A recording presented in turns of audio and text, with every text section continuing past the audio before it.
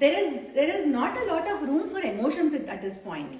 Both of them are trying to assess the situation, trying to understand each other, and assess whether each one of the party is trustworthy or not. That is what is happening here. But if the movie is 2.5 hour length, they can't show all these things. So they just show it. They have to show all the emotions and all the feelings of Hanuman that span over like 2-3 kandas in one or 2 minutes. So that is why they chose to showcase it in such a way. But unfortunately, what is happening is, because of that, we tend to feel that because it is Rama, everything is aligning for him and he is able to go and get Sita like this. But Rama has gone through every problem that a common man would go through in order to accomplish something like getting his wife back from an abductor. So nothing has become easy, or nothing is easy for Rama just because he is Rama, or just because he is another incarnation of Vishnu. Nothing happened like that. Nothing fell into place by itself. Rama had to put in every effort like any other human being to get the things done and to turn the things around in his favor. Okay. So then they go to the, so basically they are all these people are on the Malay Parvata right now. So Sugriva and everybody is on the Malay Parvata. From whatever I read, Malay Parvata, Rishyamukha Parvata, all these things are part of mountain ranges, one mountain ranges. And that mountain ranges is something that Vali cannot enter because of some curse. And so they are taking refuge in that place. So from Malay Parvata, they go, from Rishyamukha Parvata, they go to Malay Parvata, and he introduces Rama to Sugriva, Rama and Lakshmana to Sugriva. And then Sugriva is very happy to receive both of them. And Sugriva is already thinking that, okay, I can, if I have good friendship with these two people, probably they can help me win over my brother and I can get my kingdom back. Maybe that is a possibility for me. He's already seeing those kind of transactional benefits by having a friendship with Rama and Lakshmana. And then both of them, they enter the oath of friendship. So they give each other a word that, okay, I am here for your help and I will be of any help that you want me to. So they enter the pact of friendship.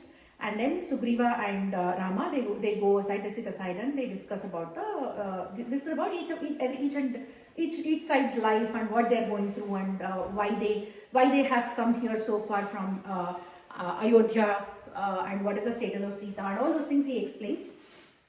And then Sugriva then says, oh, then in that case, I think I have seen Sita. I have seen Sita. There was somebody who was flying. And that lady she looked at me and she was screaming Rama and Lakshmana. And she tore the upper part of her sari and she took some of her jewelry and then she dropped. And I caught them. I saved them, I won't get them.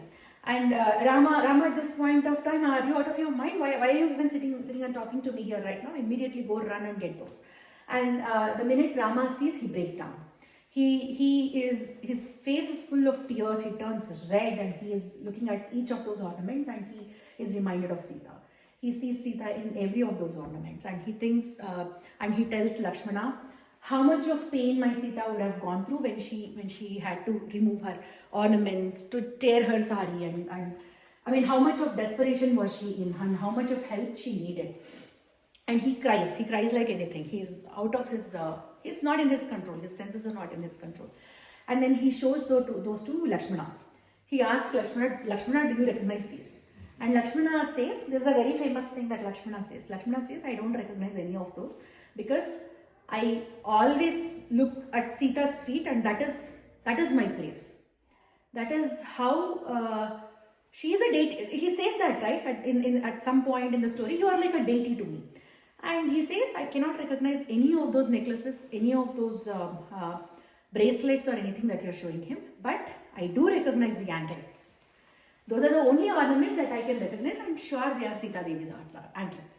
That is how much of respect and love he has for Seetha Devi. Also, at the same time, it doesn't mean he has never seen Sita. So, assume that is Sita. He would talk to her like this, bending down. But there is something called your peripheral vision, right? Do you know what is peripheral vision is? Yeah. When you're looking at something else, you can see other things with the other part of your eye. I know. Like if I'm talking to you, I'm looking at you, but I can see what last year. Yeah, that is peripheral vision. That's what you wanted to say? Yeah. So that with that kind of vision, he must have seen Sita, but never intentionally looked at Sita. Probably he has never seen Sita eye to eye, because that is the amount of respect he has towards Sita. So that is what he says, and there ends one of the chapters, and then everybody.